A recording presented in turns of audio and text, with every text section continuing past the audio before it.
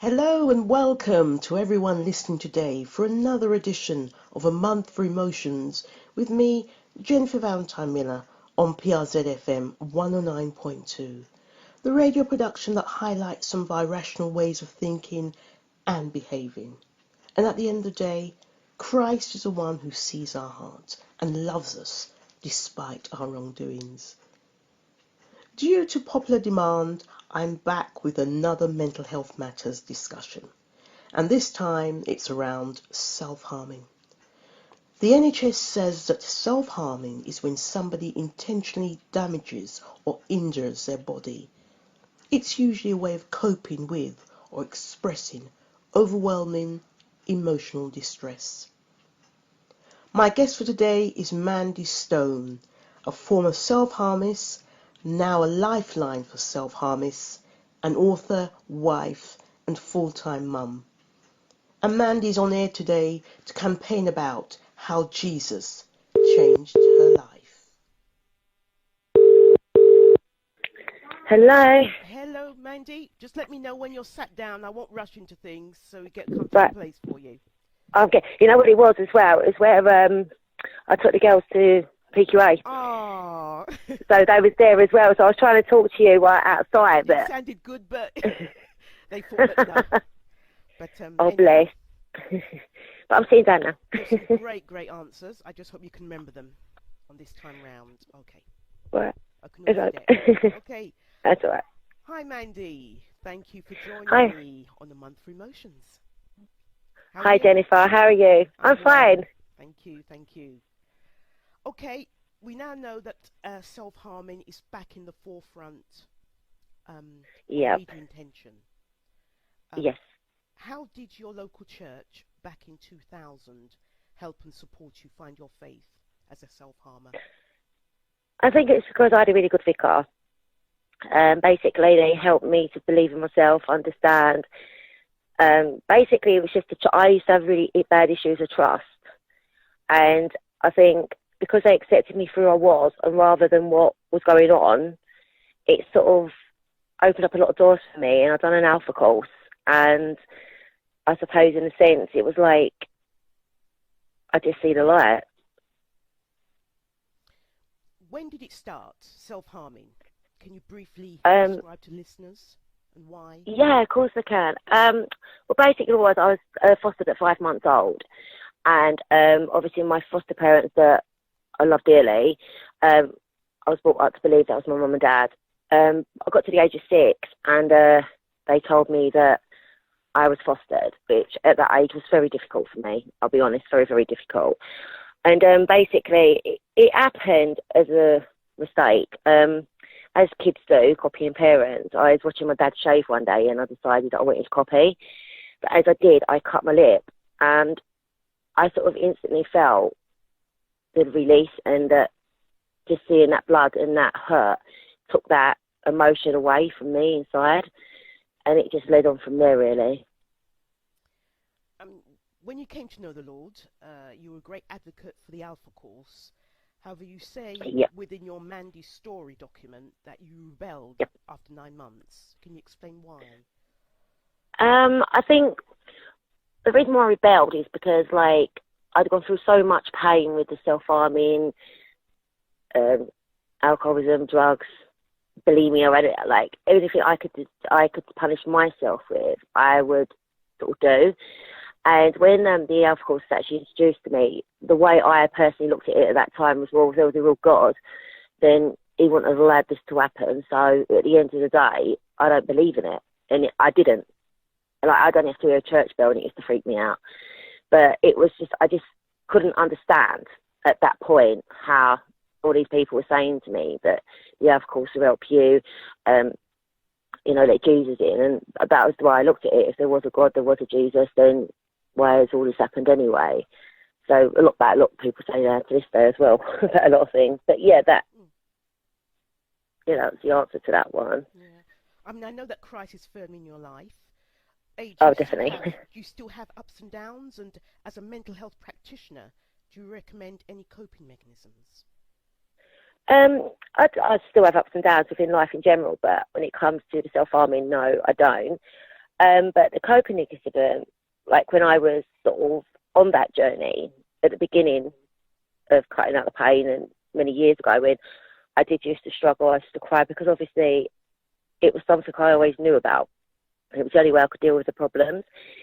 So coming out of that and finding a different way of coping was difficult. But I found by sort of a lot of prayer, understanding that Jesus would never give me anything more than what I could handle was always in my heart. So it was just a case of really trusting in the Lord, really. The recent Mental Health Foundation document or act says that women are the prime suspects for self-harming. Yeah. Excuse me. Would you agree with that? Definitely not. Within the work I do, we've come across a lot of men and a lot of young men and boys that self-harm. But the difference is with women, where it's socially accepted for women to express their feelings and their emotions, it's fine, that's okay. But as soon as a man expresses anything, they're judged because they're supposed to be stronger. So you'll find a lot of men, or just the males in general, will hold back because they don't want that sort of discrimination coming towards them, and they don't want to be bullied for being weak and things like that. So they tend to be more doing it behind sort of like the closed doors of where everything's fine, but it's not. So I wouldn't agree with that one, no. More than 11 years ago, you were the campaigner for young people who fall prey to self-harming. Are your children aware of your legacy? No. My children, did you say? Yes. No, they are, obviously, because they're so young, they know certain things, but there's certain things that, as their mum and the age they are, they don't need to know. But they do know that I did do a lot of work around self-harming, and I do lots of talks around self-harming and things like that. So I don't know if they actually are aware of the legacy, no. Well, you've got a favourite character in the Bible, who is Mob in Mark 5. Mob, yeah. I always call him Mob. What attracted you to Mob? I think it was when, when you first start reading the Bible and things like that, I think it was more to the point that when the vicar, John Parsons, was going through different stories in the Bible, I think his one stood out to me because of the situation with the stones and hurting himself and the pain and the confusion that he was in. And I suppose when I read that story, it just really, really related to who I was and where I was at that present time in my life. Yes, I've read I had to read the passage before speaking to you. Yes, I can see it now. I know we should be reading every day, but it really, stuck out to me that he was self-harming. The Christian evangelist Nicky Cruz, who was a gang leader of the Mau Mau's in the 1950s, reports that he got high with violence. Is there a similar experience, do you feel, with self-harming today? I think you'll find with self-harming, it's a situation of where it's quite strange, really, because it's only through my research and everything else I've actually found out a lot of what's behind the self-harming. But what it actually is, when you self-harm, it releases I can't remember what it's called now, endorphin. Hold on. I can't think what it's called. It's like a chemical in your body that it releases, and it's basically a stress one. So like sometimes if you're having a lot of stress and you shout or you whatever, it seems to release that chemical, whatever's in your body. But basically, the self-harming connects to that.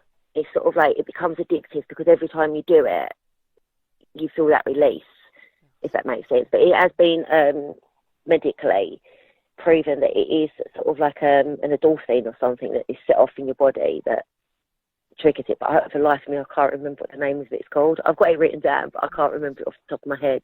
Well, if anyone's interested, I have Mandy's number, and they can get in touch with you via the PRZ FM studio. So that'd be brilliant. You have that to hand if it's really needed. Oh, definitely. You're the managing director of Cutting Out the Pain. Yeah. Do you ever tell your clients that you have Jesus in your life, and how do they respond to that? Well, unfortunately with me, I can't really escape that anyway, because whenever I tell my story, I can't really tell my story about mentioning Jesus. But 9 times out of 10, they're fine with it.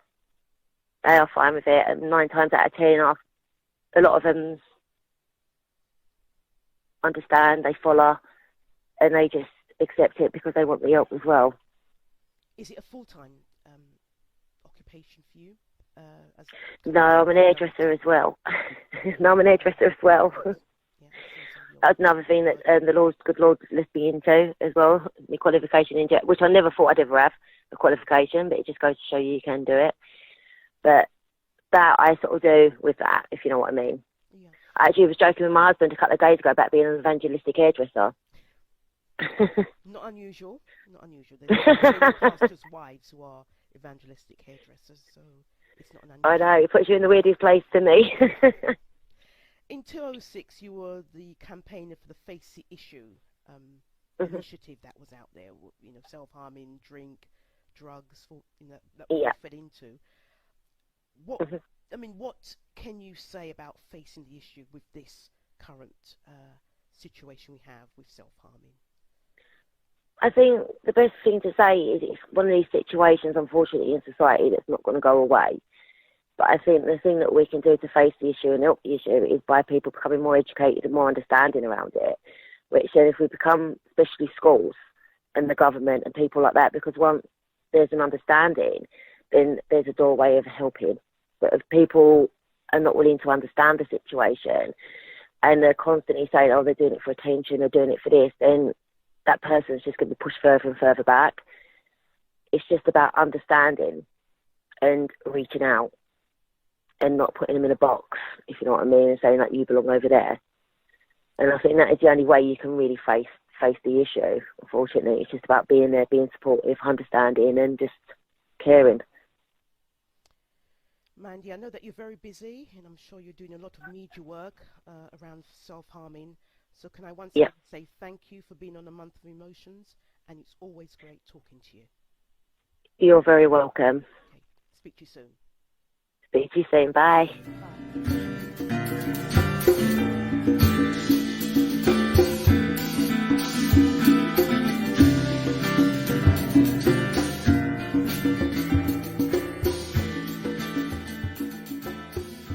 Chapter 9. Addicted. Addictions come shrouded in various cloaks, whether it be pornography, gambling, smoking, shopping, work, or the most elusive, as well as the most popular of all, drugs. I have never had a serious addiction, though I'm sure some of my adventures in life could have made it so easy. It was, however, some of the victims along my family tree who fell to the stronghold of alcoholism which made me realize and believe that I need to break that chain. I'm always delving in and out of psychology today, which continually refers to addictions as a disease and also an act that has harmful consequences. A disease is a malaise contracted from society which gradually has an adverse effect on one's body and mind. These harmful consequences soon spread into our homes, the workplace, amongst our children and family. Many live in denial, believing they can prevent and control this disease. However, at what point does an individual say that they actually want to be set free from what it is that binds them? Possibly it is at that time when realization hits a certain organ in our body, for example, our brain, which then tells the heart that there is a need to regain its structure in life in order to function like everyone else around us. There are many testimonies to tell and much to be admired. However, none can be simpler than that of Reverend Stephen Derbyshire, senior pastor. When I was at senior school, I became very disillusioned with life. At around the same time, I became friends with a group of boys that were experimenting with drugs. Before long, I was dabbling in the same drugs, and 2 years later, I had my first injection of heroin. I was soon injecting a few times each day. After spending time in prison, I hit rock bottom. At my lowest point, I cried out to God from the place of desperation and said, "If you are real, reveal yourself to me." And I realized that God heard my prayers because from that point of despair, I started on a journey of discovery. One day I went to a small church and heard how Jesus had died upon the cross to set me free from a life of emptiness. Although I had heard this before, it was as if I was hearing it for the first time in my life. The minister offered to pray for people, and I went forward. As I prayed, I experienced an overwhelming sense of love and acceptance. Since meeting Jesus, I have never felt alone. I have found a true sense of purpose. Following Jesus is an amazing adventure, and I have never regretted the night I made the decision to surrender my life to him.